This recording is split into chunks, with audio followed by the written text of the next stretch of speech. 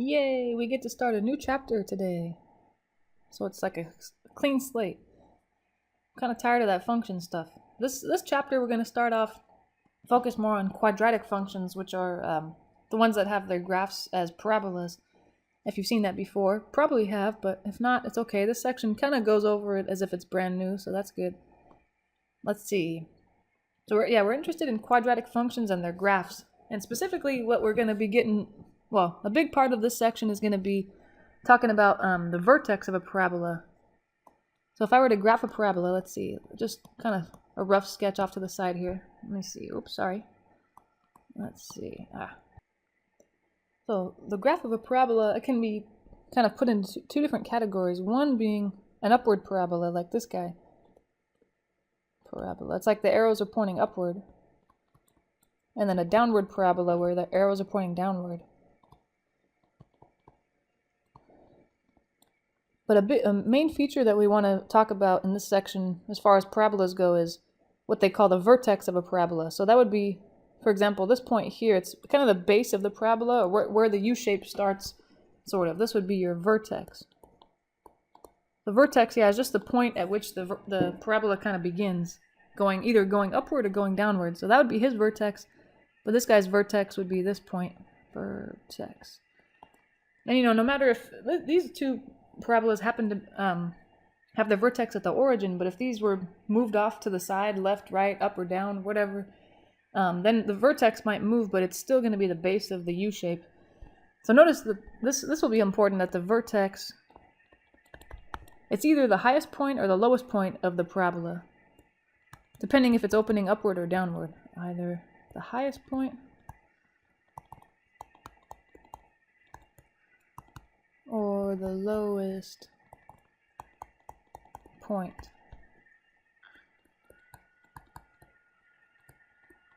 Of a parabola. So it'll be the highest or the maximum when you have a downward facing parabola, like the one on the right here. That one faces downward, so obviously the vertex would be the highest point, but it'll be the lowest or the minimum point on the graph if it's an upward facing parabola like the one we have on the left there. That's just something to keep in mind because the vertex will be a big part of this section.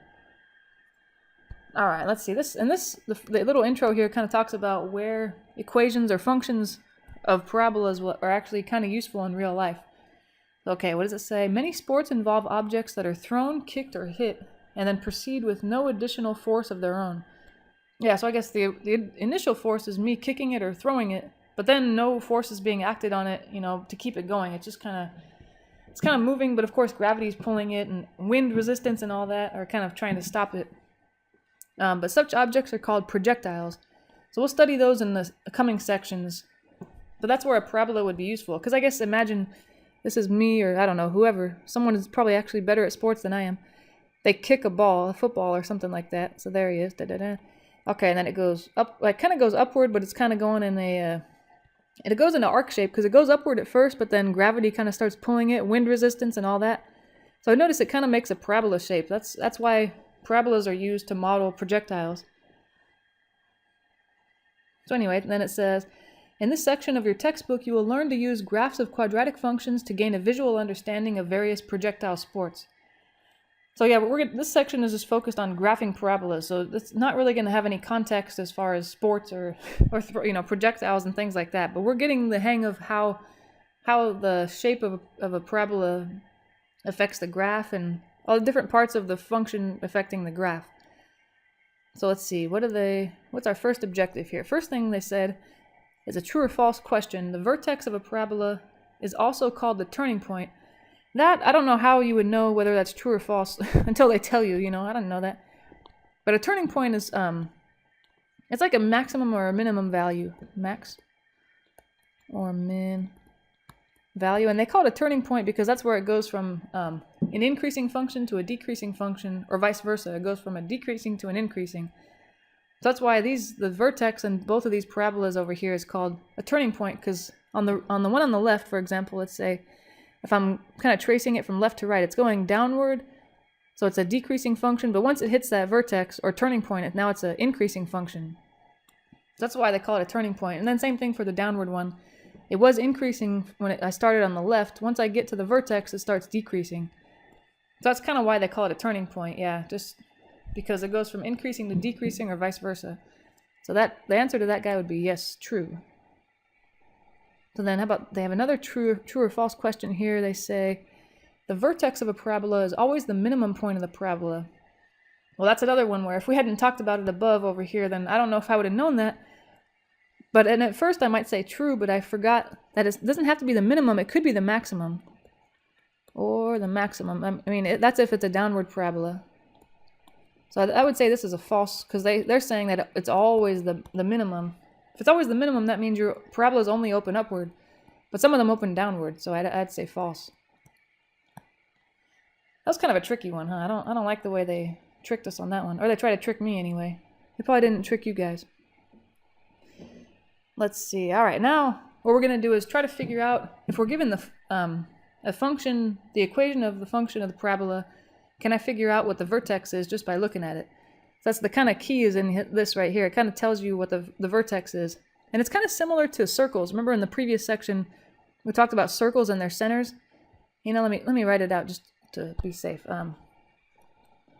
Remember this. So this is just a reminder. You don't have to write this down, but it's just kind of similar. It was x minus h squared plus y minus k squared equals r squared, and then the center was h comma k. You kind of remember that? Yeah. So it's similar for a parabola or a quadratic function. Let's see, the vertex is going to be, this is the basic form of a parabola. They call it the vertex form, and that's because the vertex is kind of sitting there staring you in the face. The vertex is going to be, the x value is the number that's inside the parentheses with x, so h. So it's kind of like the circles equation. And then k is the y value, although k isn't inside some parentheses with y like it was with the circle. But the only thing to notice that's kind of annoying here, okay, I think it's kind of annoying, but it's really annoying, that notice that you change the sign for h. I change the sign for h, because notice there was a minus inside the function, but my h in my vertex as a point is going to be positive. You do change the sign of h, but you do not change the sign of k. But don't. Or I'm going to say, yeah, don't. Sign of k. Well, so that's for a parabola. Now, don't worry about the circles anymore. It's just to kind of bring it to something that we've seen before. But yeah, because notice there was a plus k, and I kept k positive. That's the idea. So this first example that we see here, it says graph the quadratic function by first finding its vertex, and then we'll find its x-intercepts. But for now, we're going to see what its vertex is. Vertex is going to be, okay, so h is the number inside the parentheses with x, but I'm changing its sign, so I'm going to put a positive 1 instead of a negative 1. But the k value, I don't change the sign. It's a positive 4, and I'm keeping it positive 4. So that's hard to remember. It's hard, yeah. You change one sign, you don't change the other. So I changed the sign of h, did not change k at all. It just stayed exactly the same, positive 4. So if I want to, even before I, before I find the x-intercepts, I can go ahead and graph this guy, or plot that point. 1, 4 would be here. So I got that. But then the x-intercepts, so you might have seen this before. This is kind of a review of something you might have seen in a previous class. To find the x-intercepts, we're going to set y, or f of x, same thing, equal to 0.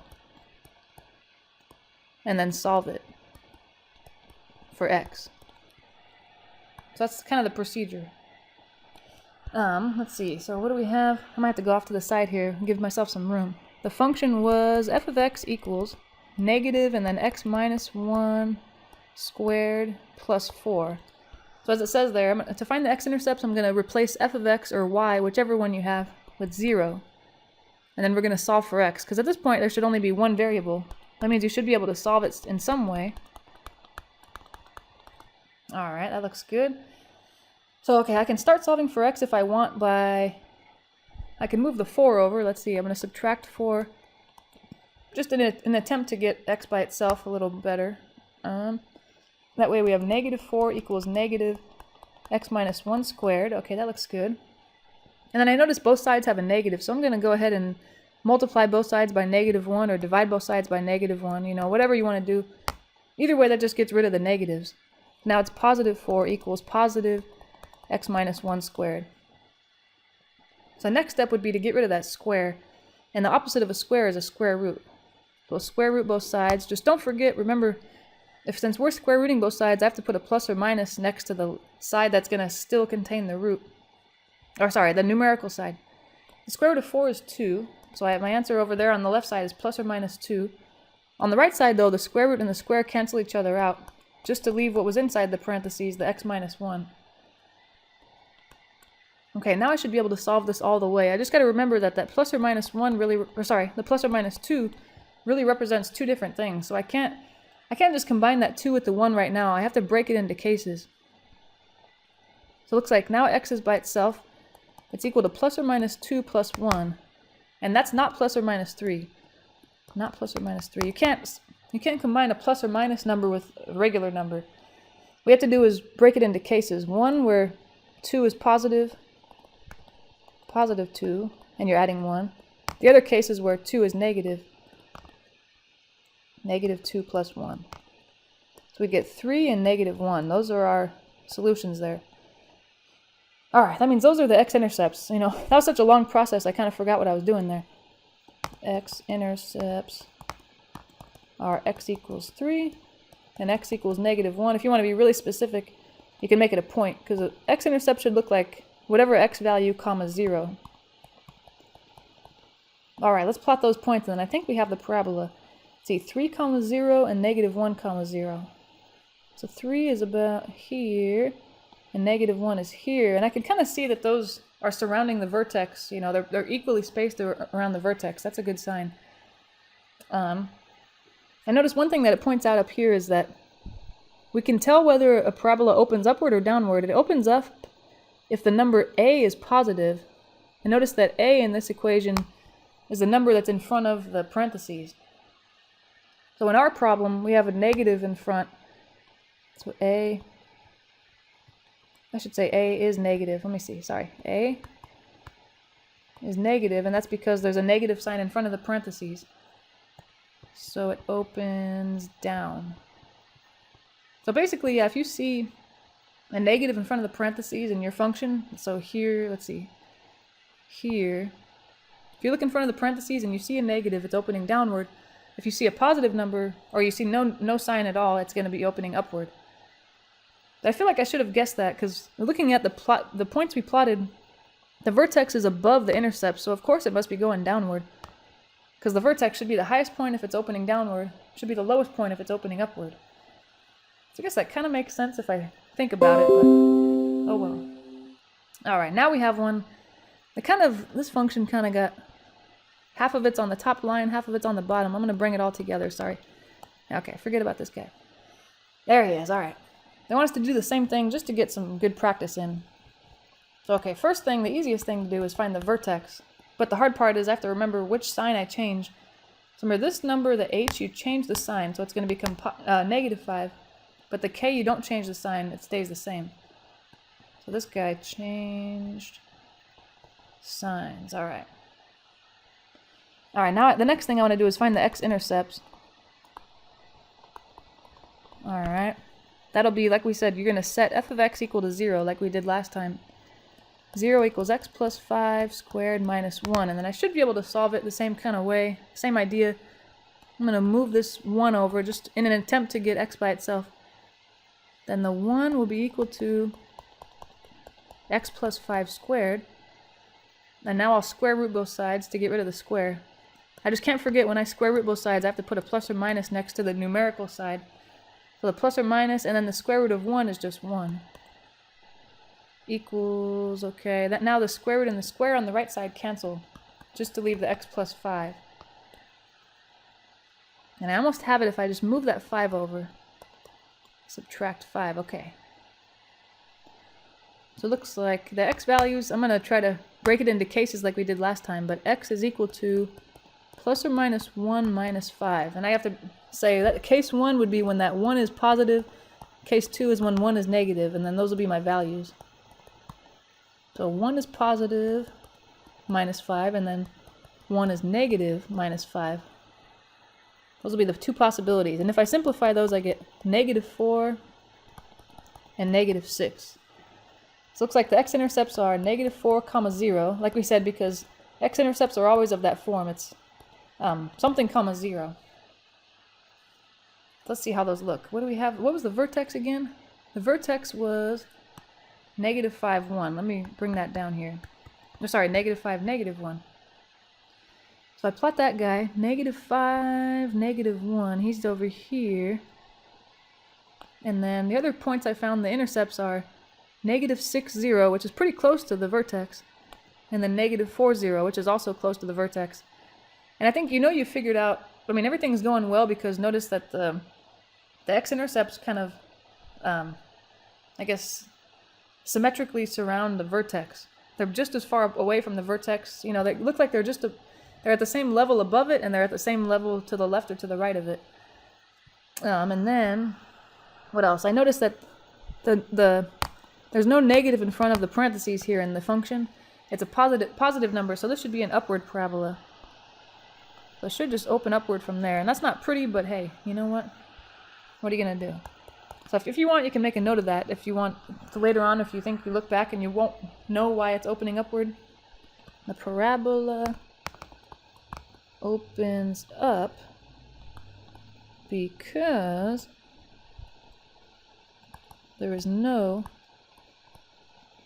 negative in front of the parentheses in the function. So like it was x plus 5 squared minus 1. So there's no negative here. That means it opens upward. But if there was a negative like in the previous example, it would have opened downward. Alright, that's a lot to remember, but hopefully it makes some sort of sense. The next objective here is going to be talking about, I guess it's not a separate objective, but it's a little different because these functions that were given in part 2 here, part 2b, let me see, highlight this guy. Notice it doesn't have that same form, it doesn't look like what we wrote above, here, let's see. The stuff that I highlighted in blue, it doesn't look like y equals, and then parentheses x minus h squared plus k. It's kind of just got all its stuff spread out. It looks like negative x squared plus 4x plus 1. So this guy, he's not in vertex form. In vertex form, because that would look like f of x equals a some number times x minus h squared plus k. So that means that if I were to try to graph this thing, the vertex is not going to be staring me right in the face, because if it was in vertex form, I could just figure out the vertex. It's h comma k. But then now we have to come up with another way. If we don't have it in vertex form, it's in another form. How do we find its vertex? So unfortunately, there's a little formula to figure it out if you can't, if you can't see it visually because it's not in vertex form. But it's not so bad, once you get the hang of it. It looks complicated. But pretty much, let me see, I might write it out here just for this example anyway. Vertex, your x value is negative b over 2a. Okay, and then I guess we're basing it on assuming that this function looks like ax squared plus bx plus c. You've probably seen the quadratic formula before. If you remember that, when you use the quadratic formula, you're assuming that a is the coefficient of x squared, b is the coefficient of x, and c is the constant term. So when we talk about a and b here, we're talking about the same guys. So in this particular function, a is negative 1 because that's the coefficient of x squared, b is 4 because that's the coefficient of x, and c is 1. So those will be what we'll use here to find the x value and the y value of the vertex. Yeah, so right now we're just focused on the x value of the vertex, because this is a point. The x value is negative b over 2a, the y value is, let me see, I'll get a different color here. F of negative b over 2a. We'll find that later once we get down a little lower, down here. Blah, blah, blah. Okay, but right now we're just focusing on negative b over 2a. So negative and then b, we said was 4 in this case, over 2 times a, but a is negative 1. And then our job is just to simplify this, and that'll be the x value of the vertex. That's negative, let's see, 4 over negative 2. Well, that's 2 negatives. 4 divided by 2 is 2. So it's a positive 2. So at least I know the vertex x value is going to be 2. The y value, though, y is f of negative b over 2a, but that's what we just found.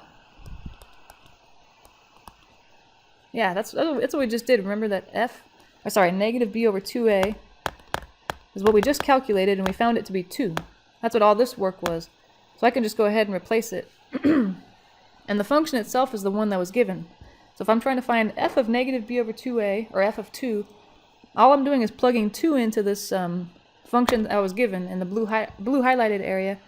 It was negative x squared plus 4 times x plus 1.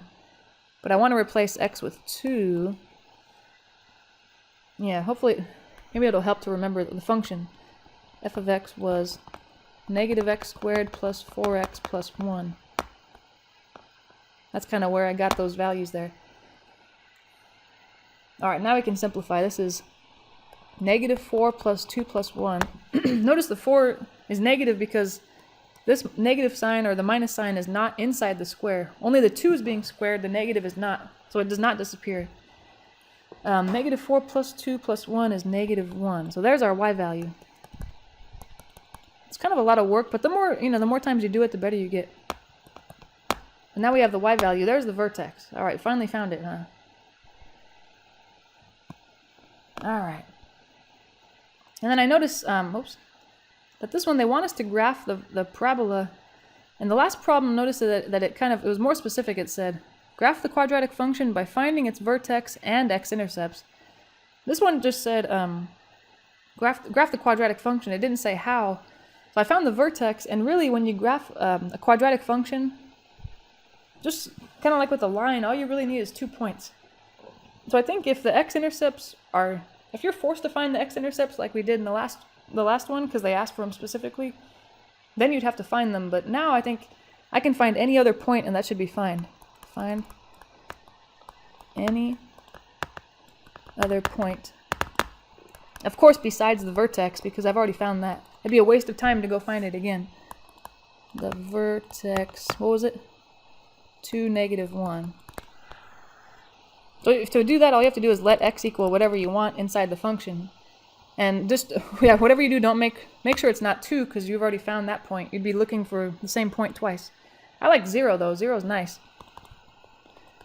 So it's kind of the idea, yeah, if they don't specify what second point they want, if they don't want the x-intercept, they just say, hey, graph this thing, then it should be fine to plug in whatever I want. So I like 0, as long as that wasn't part of the vertex. Let me plug that into the function given.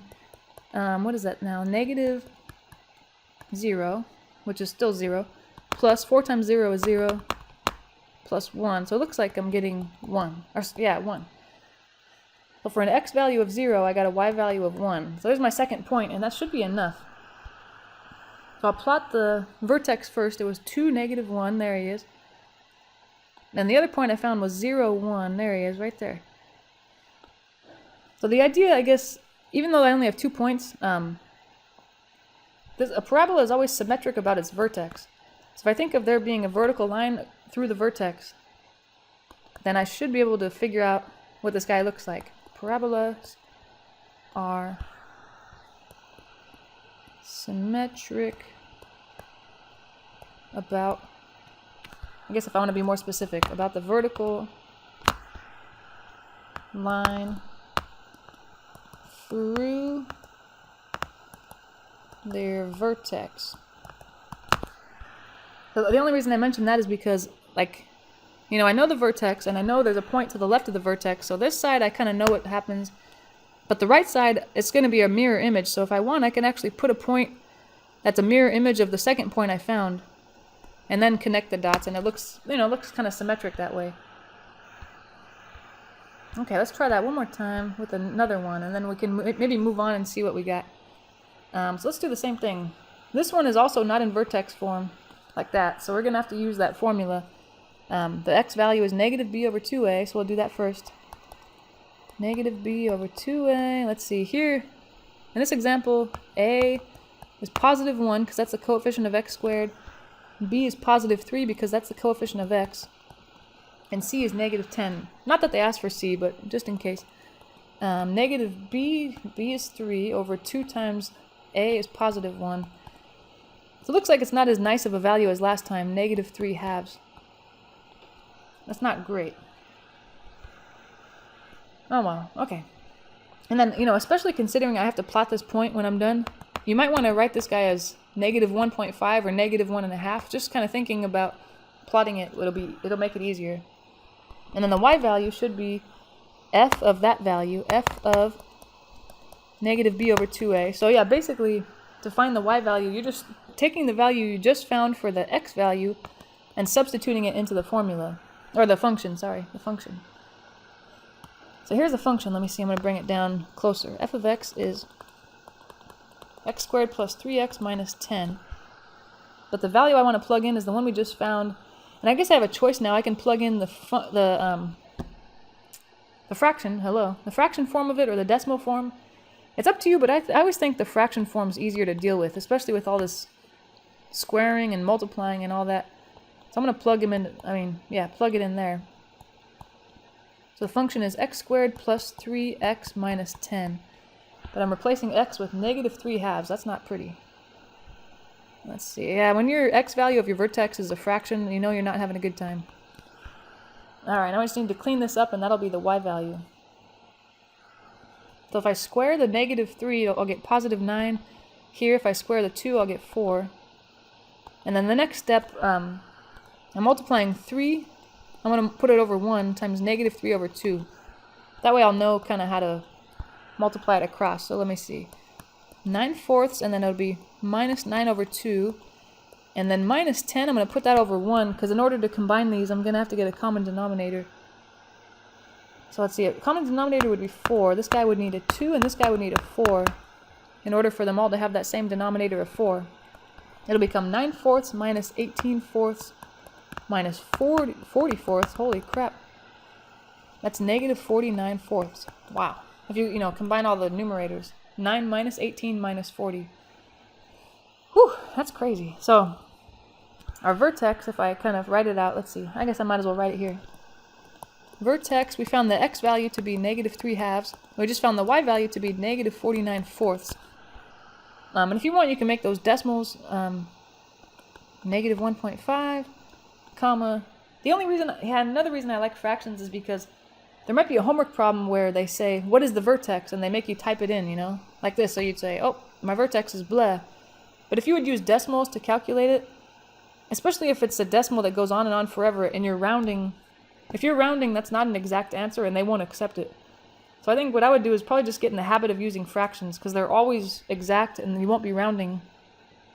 Just in case you're asked for the vertex and they say, oh, it's wrong because you rounded, blah, blah, blah. And then let's see, negative 49/4, that's negative 12.25.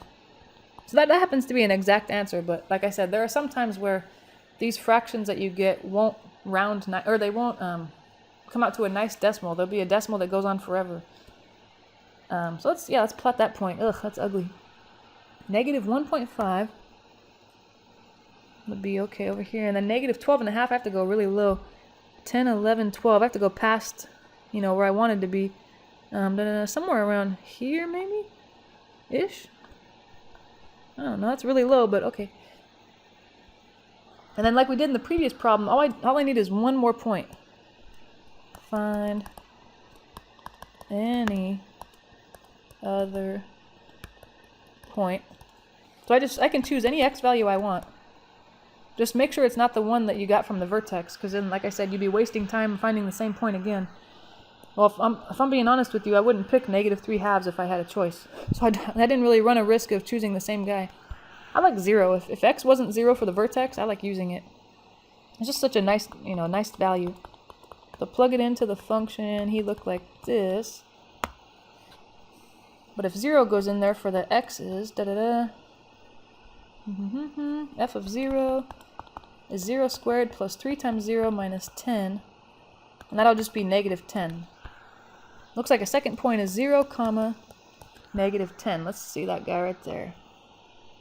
0, negative 10, that's the guy right here on the y-axis. Okay.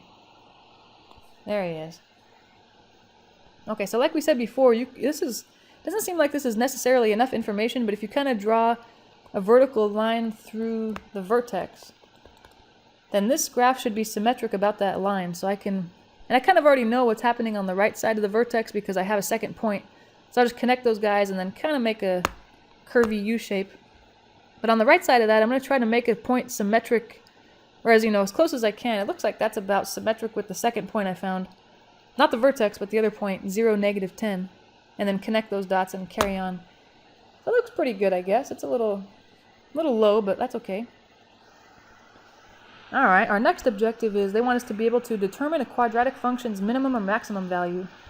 But remember we mentioned on a parabola, the minimum or the maximum is always the vertex.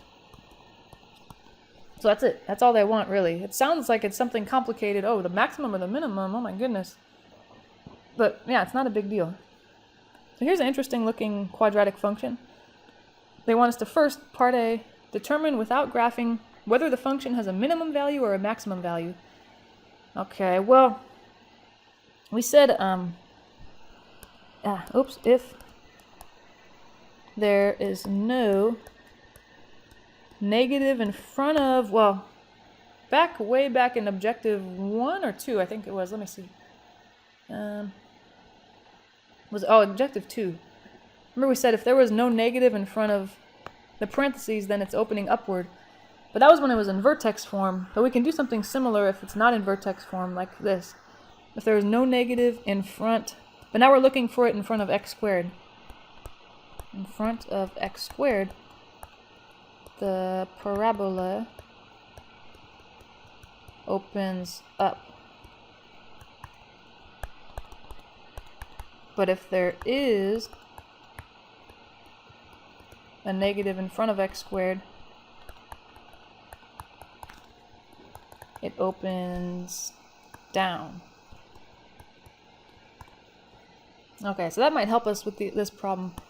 So I'll keep that in mind, okay. And after writing that, I forgot what they were even asking. They're asking, determine without graphing whether the function has a minimum or maximum. Okay, well the number in front of x squared is positive. 4 is positive, so it opens upward.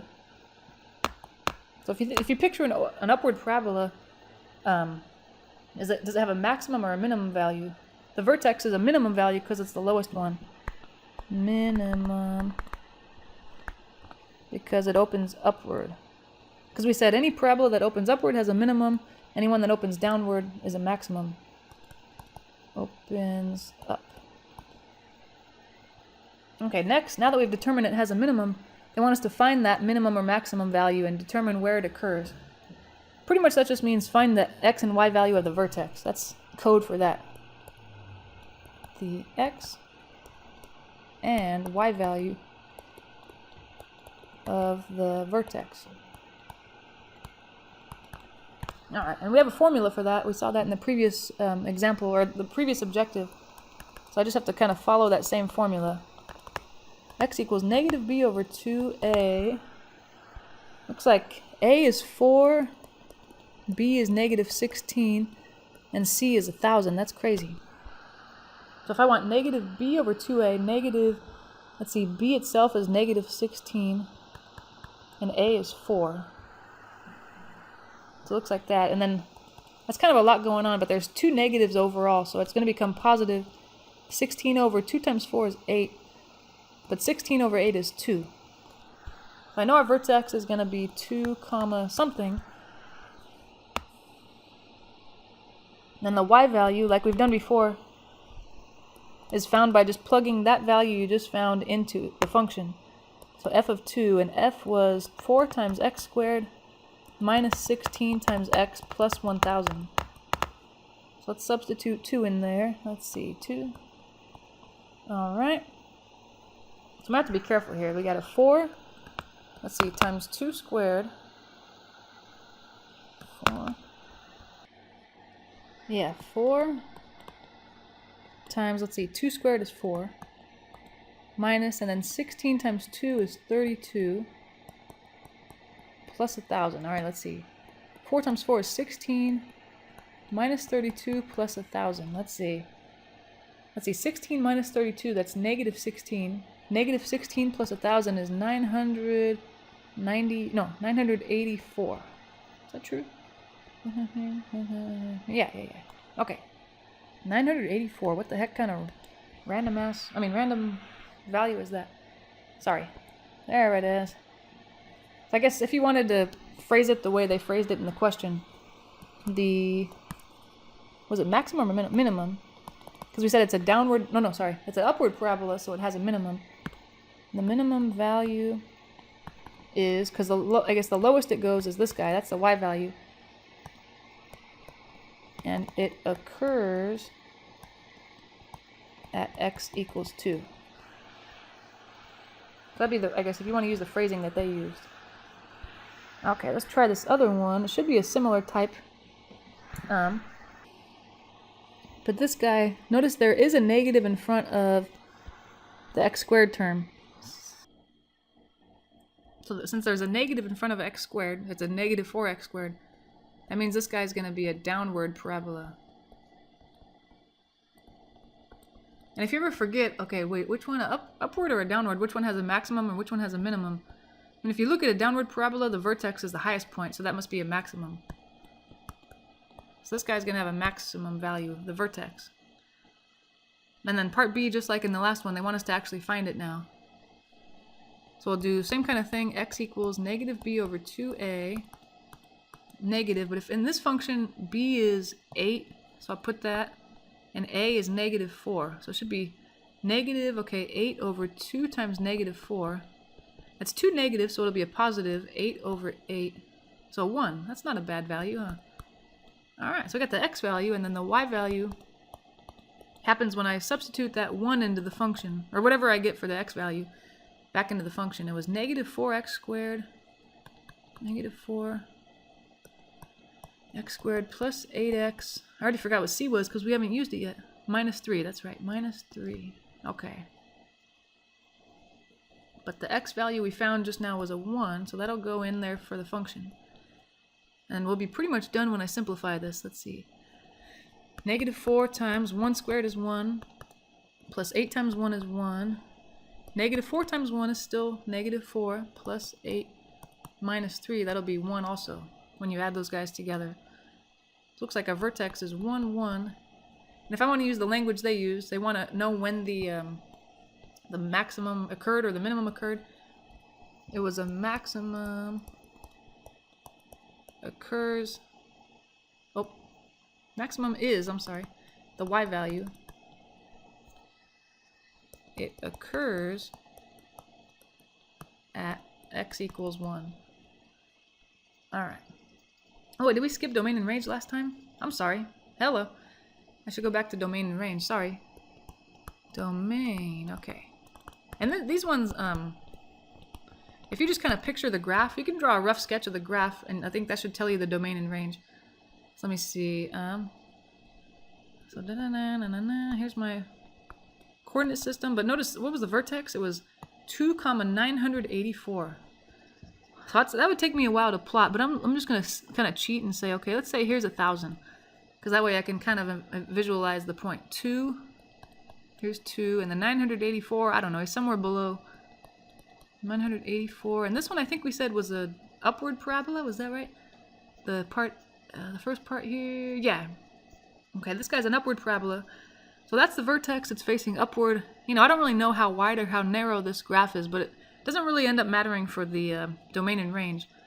So if I look at that guy, remember domain is how far left and right this graph goes. But those arrows are going not only up forever, they're going left and right forever. So the domain will be negative infinity to infinity. And as a matter of fact, the domain of any parabola is going to look like that. Always the domain of a parabola. You know, because even if it's downward facing, it's still the arrows are going left and right forever. It doesn't matter if you're facing upward or downward. So the range is more than one you have to worry about. All right, range is how high and how low it goes. It goes as low as 984 because that's the y value. And I put brackets because I do want to include it. because there is a point at 984, but it goes up forever, so it goes from 984 to infinity. And just remember, you never use a bracket next to infinity. So we can do something like that here with the other function that we were given. The domain, like I said, any parabola has domain negative infinity to infinity, so I don't really even have to picture this thing in my head if I don't want. But the range, it does help me anyway to kind of plot a quick graph of it. We found in this one that the vertex was, what was he? 1, 1? Okay, that's easy enough. But this one was a downward parabola. And again, this one I don't really know how wide or how narrow this parabola is, but it doesn't affect the domain and range, thankfully. So I don't need to worry about it. But the range should be how high and how low it goes. How low does the graph go?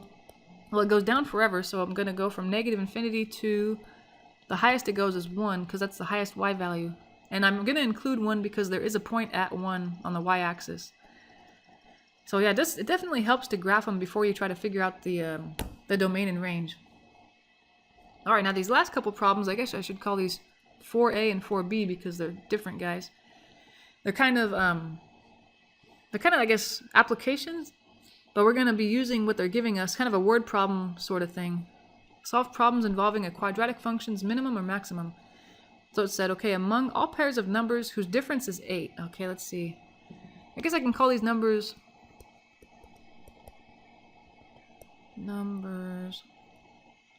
x and y, I don't know. Or whatever you want, like a and b, whatever you want to call them. Let's see, the difference is 8 though. So if I subtract them, I should get 8. Because remember, that's what difference means. You're subtracting. So that's kind of what I get from the first sentence. Among all pairs of numbers whose difference is 8. Okay, find a pair of numbers whose product is as small as possible. Okay. What is the minimum product? Alright, so these problems, the idea is combine the two equations together. I have one equation, but I'm going to combine this with another equation I'll come up with based on what they told me. With another equation to get an equation with one variable. Okay, so I have one equation. The other one would be just from the word that they use, product. The product. Well, the product of two numbers is multiplying them, so I want x times y. So I like to, even though this doesn't look like an equation, because I don't know what x times y is equal to, but that's what I'm trying to maximize or minimize. Or I guess minimize, huh? Because I said minimum. This is what I want to minimize. Minimize. Okay. I'd like to combine those, but I'd have to use substitution in order to do that. That means I'm going to have to take one of these equations and solve it for either x or y. I think probably what I would do is solve for y, because if you solve for y, the variable that's left over is x, and that's what we're used to. So I think I'd like to be dealing with only x's and not y's.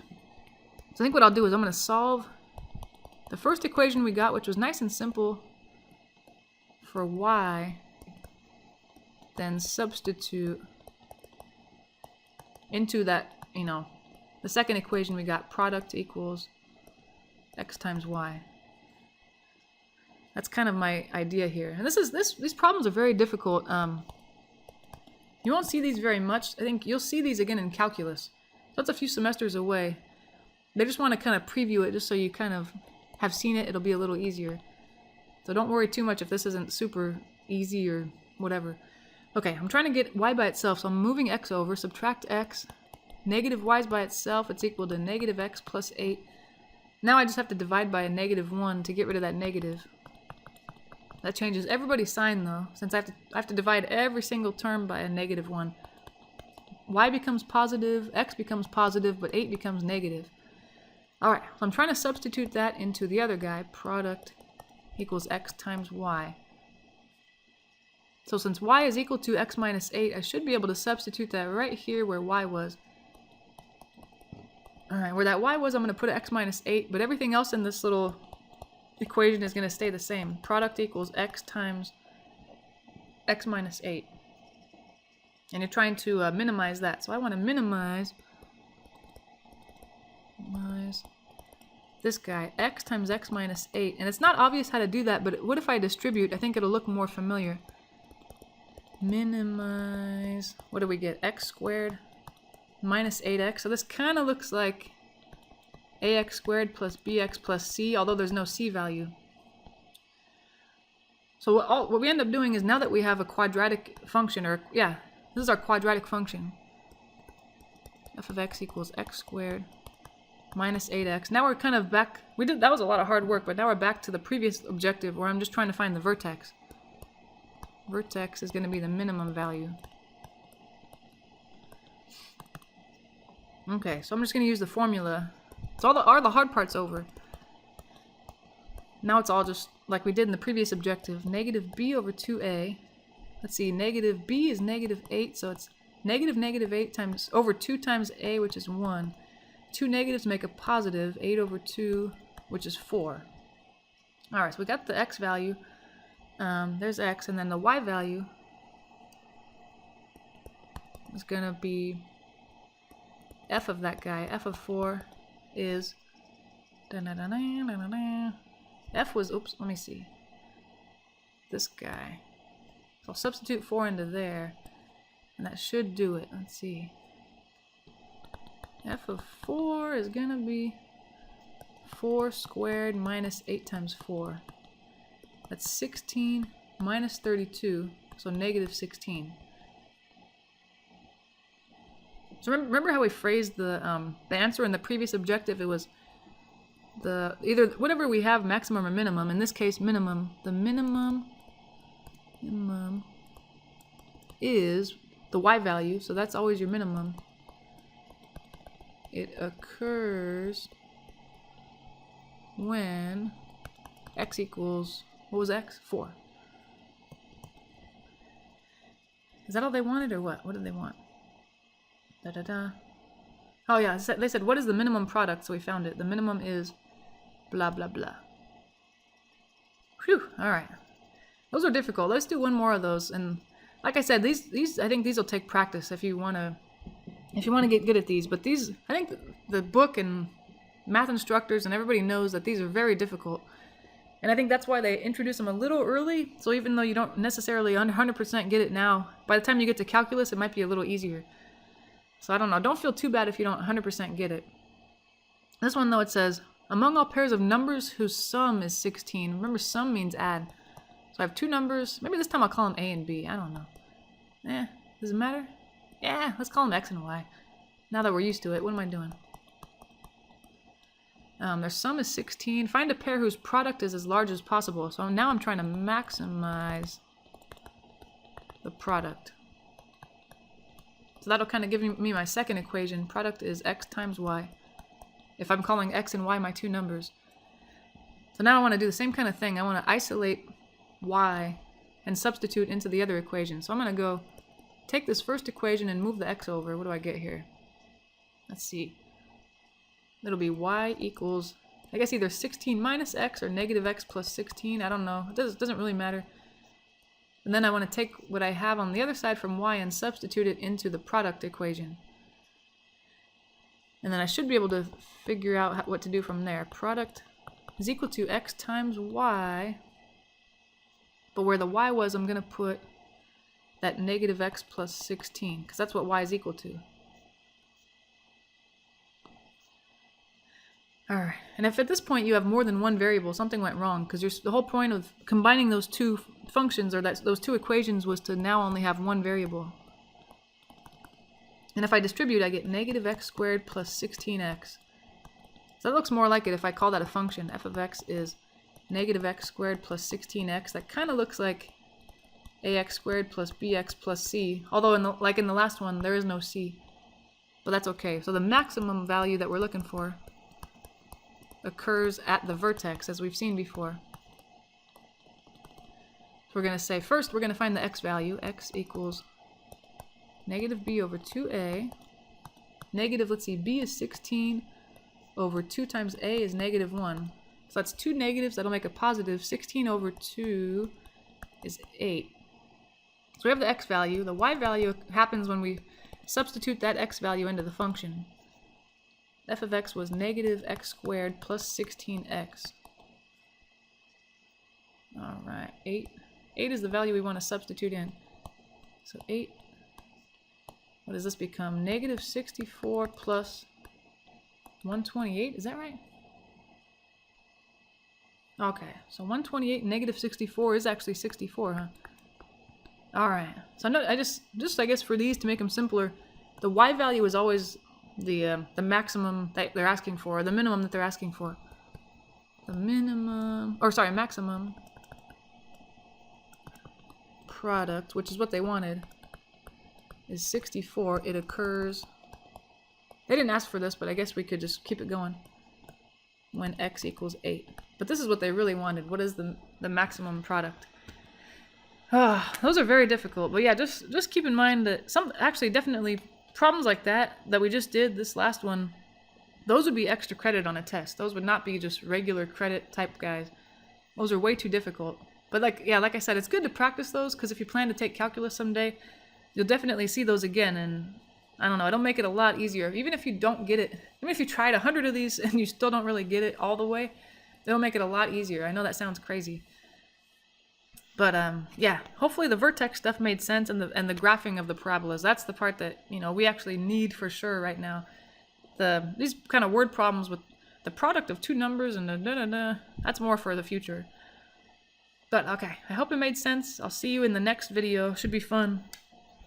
Bye.